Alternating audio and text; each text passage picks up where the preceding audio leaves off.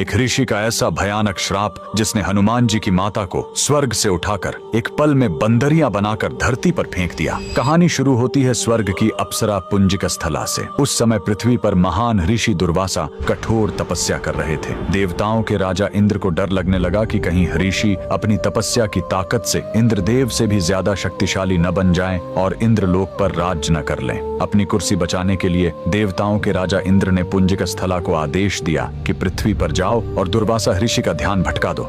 इंद्र के आदेश पर वह ऋषि के आश्रम गई और उनकी तपस्या में बाधा डालने लगी। ऋषि दुर्वासा ने गुस्से में आंखें खोली और उसे श्राप दे दिया। तूने एक चंचल वानर की तरह हरकत की है, जा पृथ्वी पर तेरा चेहरा भी वानर जैसा हो जाएगा। अप्सरा ने रोते हुए ऋषि के पैर पकड़ लिए। तब ऋषि ने दया दिखाई और मुक्ति का उपाय बताया। जिस दिन तुम भगवान शिव के 11वें रुद्र अवतार को जन्म दोगी, तुम वापस अप्सरा बन जाओगी। इसी श्राप के कारण उस अप्सरा ने पृथ्वी पर वानर राज कुंजर के घर बेटी के रूप में जन्म लिया, जिनका नाम अंजना पड़ा। बरी होने पर उनका विवाह महान वानर योद्धा केसरी से हुआ, लेकिन श्राप से मुक्ति पाने के लिए उन्हें एक पुत्र की आवश्यकता थी। इसलिए माता अंजना ने हम्पी के इसी अंजनाद्रि पर्वत पर भगवान शिव की घोर तपस्या की। सालों की तपस्या से शिव जी प्रसन्न हुए और वायुदेव के माध्यम से अंजना के गर्भ में दिव्य शक्ति स्थापित की। और तब इसी पहाड़ी पर जन्म हुआ बजरंग बली का। हनुमान जी के जन्म लेते ही माता अंजना का श्राप टूट गया। आज कर्नाटक के हम्पी में स्थित